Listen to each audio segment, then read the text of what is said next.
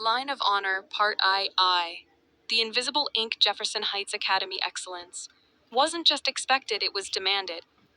The school prided itself on rigor, tradition, and an unspoken hierarchy that seemed to reward certain students over others. Nestled in an affluent district, the halls were clean, the uniforms sharp, and the assumptions. Deeply rooted Malik Trent, 17, had earned his spot in the Advanced Humanities seminar. He was intelligent, quiet, and observant. Raised by his father alone, he was the kind of student who turned in papers early, asked thoughtful questions, and never disrupted class. Yet, Mrs. Judith Halvorson, the seminar teacher, always seemed to see less in him. She praised students who used big words for no reason, even when they misunderstood the material. She overlooked Malik's hand in class. And when it came time for grades, his papers, analytical, clear, and deeply personal, always came back marked low, riddled with vague comments. Lacks sophistication. Unclear direction, not quite there still. Malik pushed forward until the final essay he had chosen to analyze the theme of the American dream through Langston Hughes, F.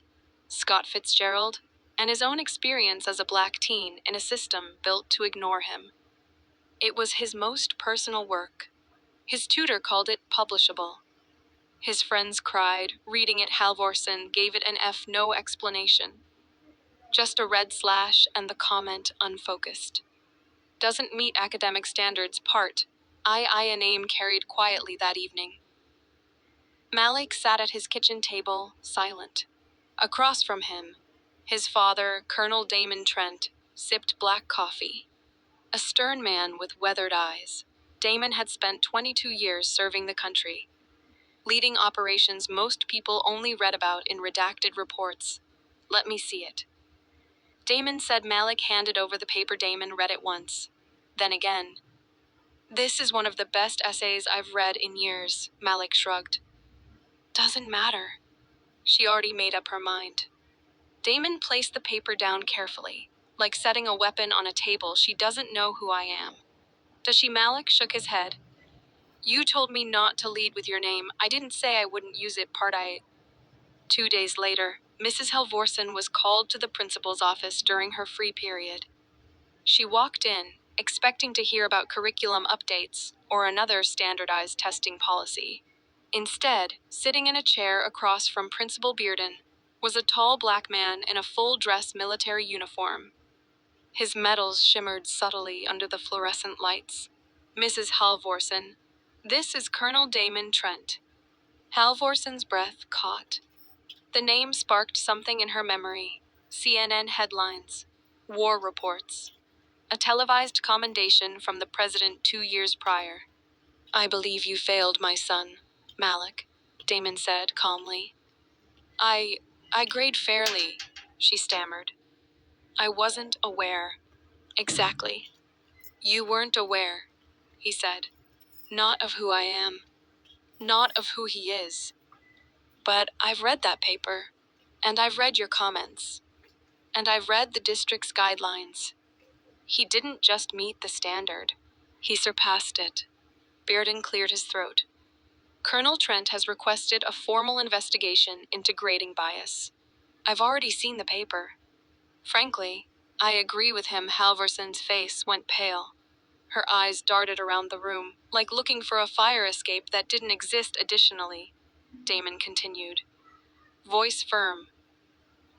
I've taken this to the school board. And to be clear, I have a direct line to the Secretary of Education. Because if this happened to Malik, I'm guessing it's happened to others. She rose abruptly. I need to speak to my union rep. You should, Bearden said. They'll be contacting you shortly. Halvorson didn't even wait to gather her things. She practically ran out of the office. Part IV. The shift news spread fast. The story hit the local paper. Decorated Army officer challenges teacher's bias at elite school. Halvorson took an extended leave.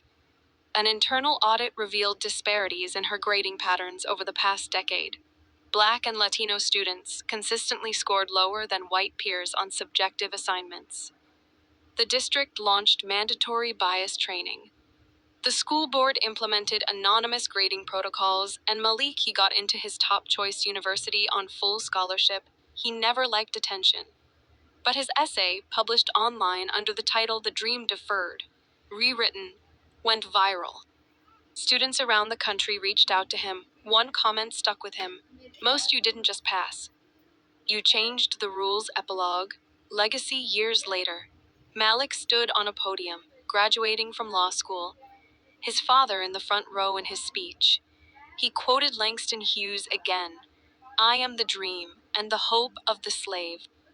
I rise," and this time, everyone in the room really listened.